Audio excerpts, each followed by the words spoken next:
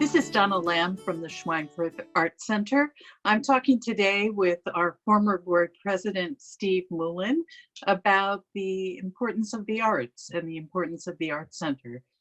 Steve, why don't you begin by telling us how you came by your appreciation for the arts and how you first got involved with the Art Center. Yeah, well, I come from a family of bricklayers and boilermakers and engineers, and then me as an architect. And somewhere way back in there, there was a fine artist tucked away in the family somewhere.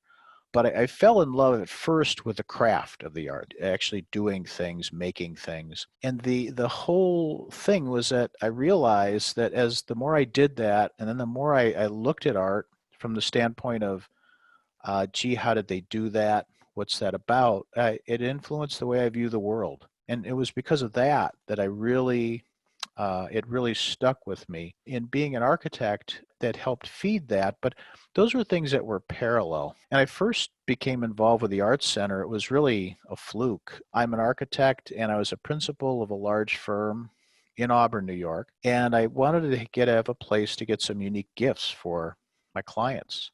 So I came in to see if there was a gift shop, and sure enough, there was. And by the way, there's some really good stuff at the gift shop. And it was from then on I got involved with the board. And here we are about 15 years later talking about this still. But it's something that, here for me well, certainly since 1966, but throughout my working, the arts have always been important. And as an employer, one of the things I started to understand was that the importance of the arts to a potential employee was that it had to do with the quality of life, the community that you live in. One of Julius Schweinfurth's wishes is that the Art Center be a place that could support people who wanted to make the arts their lifelong work. That's what the Art Center is really about, is the dedication to artists, to people who have decided to dedicate their lives to the arts. Coming back to the whole issue of how is it a part of the community, what that really means is that we're not a warehouse for materials. What we are is a place to make things happen. Exhibits are important, classes are important, and the two feed off of one another. And I think that's the vibrancy. Yeah. Well, of course, right now we're at a time when it's very difficult for us to bring people together because of the pandemic and social distancing. So everyone in the arts, well, everywhere, is facing a lot of challenges and how we reshape what we do to be able to continue to reach people. And that's where a place like the Schweinfurth Art Center becomes important, because then it becomes also a source of inspiration. That it's an acknowledgement that we're not in a permanent state. We don't know how long this will last. And unfortunately, or maybe fortunately, for artists, a lot of their time is spent searching for that sort of inspiration. And that's somewhat the advantage of a time like now.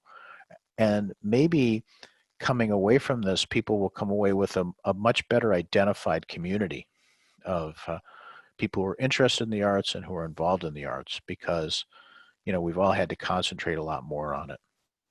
Yeah, that's true. Steve, you've been working with us over the last several years on our planning for the future. Right. And we're right in the middle of a construction project for replacing our HVAC system. And we look forward to getting back to that as soon as possible. But what are some of the things that excite you about the future for the Art Center? It's not the fact that we'll have cooling with the heating and ventilating system. That wasn't really the point. The point of the project is to enable us to do more with what we have. And our ability to use a greatly underutilized second floor to have a more stable environment gives us flexibility that is inherent to our building, to our structure, but we're not taking advantage of yet. And by doing that, that says that this is like a second chapter for the Arts Center to say, well, now that we can do this, what are we able to think about that we would just discount before because we said, well, we just, we can't support this. in one way, shape, or form. So that's really the excitement. It was October of 2017 that we had a board meeting. There'd been some preparation, but the board all came to the same conclusion at the same time, which was that we have this opportunity to reshape the Art Center in a way we hadn't thought of before. And so rather than thinking in small steps, we started to think in a larger piece, and that larger piece was, how can we better utilize that second floor? And because of that, then we worked really backwards to say, what are the steps we need to take to get there? Think about it, Donna. This increases our capabilities, at least physically, by a third. Then our visibility comes from that, because now people start to see us doing different things in different ways. And then I think the thing that's always fascinated me about the center is that whenever you come, there's always somebody walking around with paint on their pants or clay or something like that, because the whole thing is that we are a working art center. That's And right. that really sends the message across. So this is just another step forward, and allows us to think differently. Well, it's true. And we're really excited about the potential of being able to use that second floor on a year-round basis. So can I tell you a story now, Donna? Sure, absolutely. Okay. One of the questions I'd hoped you'd ask me is, was there some event that occurred that I really think is memorable? There is, and it didn't happen in the building. It happened the first time I went to Quilting by the Lake. Aha. And I was walking around as a board member, and I saw our staff, who was happy but really, really tired, because it's quite a thing to set up, and it's in the summer and it's hot, and there's all that. But then as I walked around, I realized that I saw people not just exploring design, but I saw people immersed in this creative environment that they normally wouldn't be. They were working on similar projects within a class, but they have these big pieces of styrofoam, like 4 feet by 8 feet, and then they would pin things to that styrofoam, and then people were looking around, they were walking around, they were talking to one another, they were exchanging technical advice. The instructor would get involved, and then it's that kind of really potent creative environment that's what's so memorable. I saw that the light in people's eyes.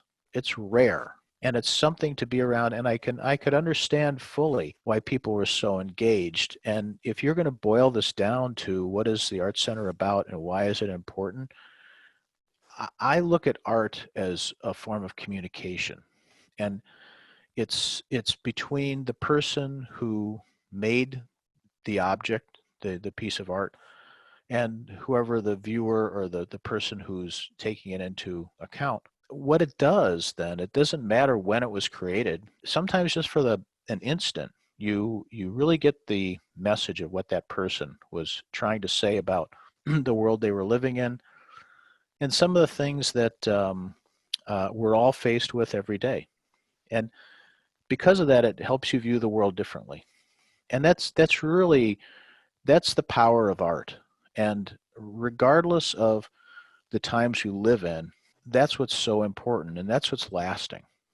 And I think if I wanted to say one thing to people as to why the Art Center is important, why it's an important place to contribute to, why it's an important place to participate in, it's exactly that. Because every time you seek to understand somebody else, you build a bridge. And by building a bridge, you just make a better world. And I really believe that that's what the arts are about, is making a better world. Very well put. Thank you so much, Steve, for speaking to me this morning. And I really look forward to seeing you in person very soon. Me too. Okay. Thanks, Donna. Thanks so much, Steve.